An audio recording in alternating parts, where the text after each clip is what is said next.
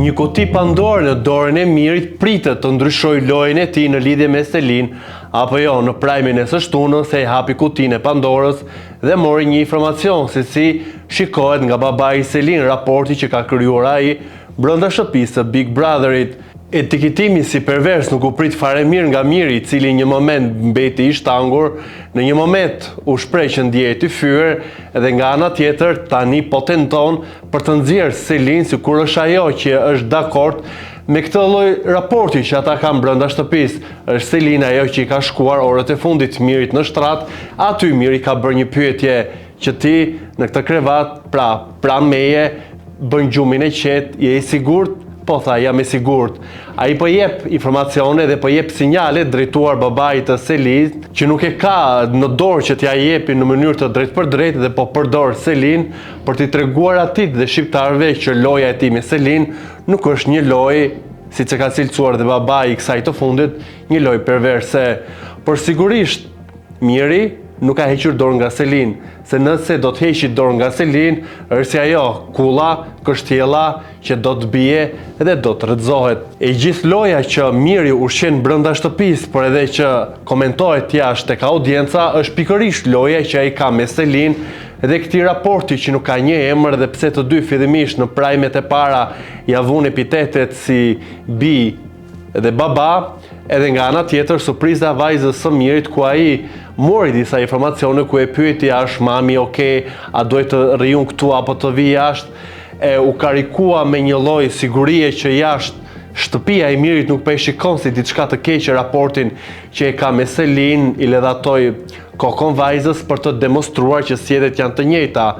midis asaj që ai po bën me Selin dhe atit që Miri është jashtë shtëpisë së Big Brotherit me vajzët e tij biologjike. Nga ana tjetër Selin është interesuar me do e mos për të mësuar se çfarë ka pasur në kutinë e Pandorës që nuk u tregua për banorët, çfarë informacioni, çfarë vendimi, e mos e shumti Selin dyshon dhe nuk ha që ka të bëjë me një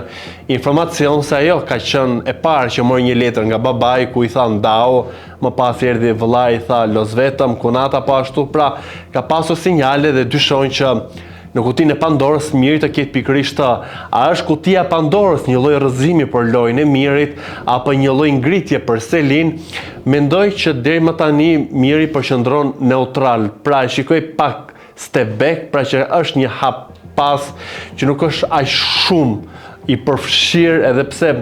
nuk e ka shkputur raportin e tij me Selin. Do të shikojmë nëse do të ketë sërish skena xhelozie siç ka pasur në ditët në vijim me Mateon e së fundmi dhe me Jimbon, një lloj skene që nuk fokusohet dhe nuk le të themi ushqehet dhe nuk përkthehet si një lloj meraku për alaten e tij në lojë, se sa një lloj xhelozie që të tjerë të kuptojnë si një lloj afeksioni që ai ka krijuar për Selin, prandaj e ka pasur edhe këtë përndjekje, këtë përgjimi se ato vjerrat e këqija që përgjojnë nuset e reja se çfarë po bëjnë me djalin e tyre, ndërkohë që Miri merakun e ka për vajzën e tij, për Selin, në thonjza. Vajzën mbetet për të parë se si do të jetë ky raport për sa kohë të dy, si Miri dhe Selin në shkputen nga njëri tjetri dhe pse kanë marrë mesazhe si brenda, si nga jashtë, si nga opinioni, nga kudo që kanë pasur mundësi për të marrë një lloj informacioni, e kanë marrë që të dy po gjykojnë keq, nuk po pëlqet ky lloj afërsie që ata kanë me njëri tjetrin. Sigurisht që shtëpia e Big Brotherit ka edhe të tjera zhvillime, një ndër to është edhe ajo midis Mateos dhe Brikenës, një surprizë e bukur romantike që u mbyll shumë thatë me një dorë edhe me një arush që u bë viral, boli që më shumë mori vëmendjen se sa e gjithë angazhimi që ka Mateo për të bërë për vete Brikenën. Disa janë variantet, o Brikena është e lidhur jashtë dhe intereson ky lloj teledrame, por që është duke mbajtur në ato fijet më të hodha dhe nuk po e kput perin, si intereson për të pasur si aset në prime që të jetë gjithmonë e komentuar çfarë po bën tani, çfarë po bën pastaj, edhe pse gjatë ditëve shikohet një lloj shikimi që ajo ka me Mateo, një lloj përgjigje, sy që shkëlqejnë edhe që shndrisin, por të jetosh 24/7 me tjetrin, do e mos që do të përfshije si në anën e mirë, por edhe në anën e keqe, dhe në këtë situatën midis Brikenës dhe Mateos, unë nuk kam qenë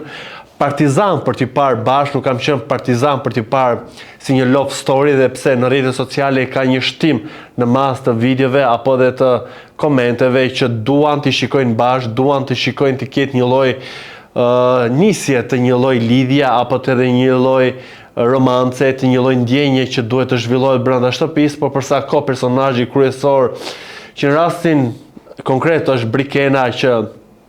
po shumë e akullt, shumë zyrtare dhe shumë e ftohtë me Mateun, i dha një përgjigje le të njihemi, ndërkohë që janë njohur jashtë. Për njihen edhe për gjatë këtij rrugtimi që kanë të dy në Big Brother, dhe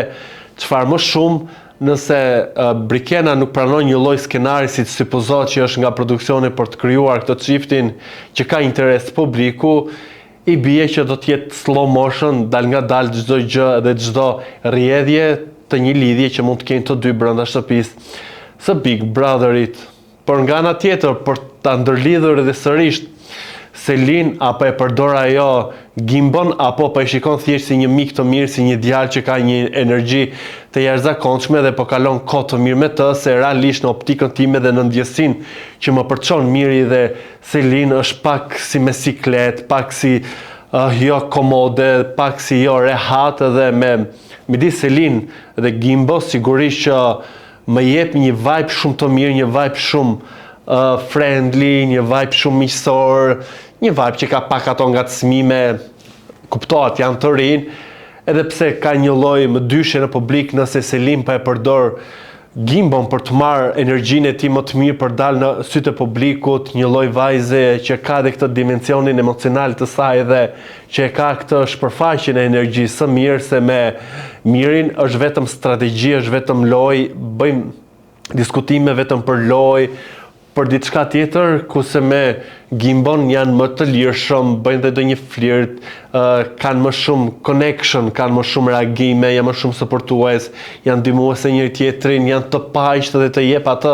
energjinë dhe vibe-in shumë të mirë. Pra nuk je në asnjë mënyrë në siklet ku shikon ata të dy me orë të tëra duke qëndruar pranë njëri tjetrit.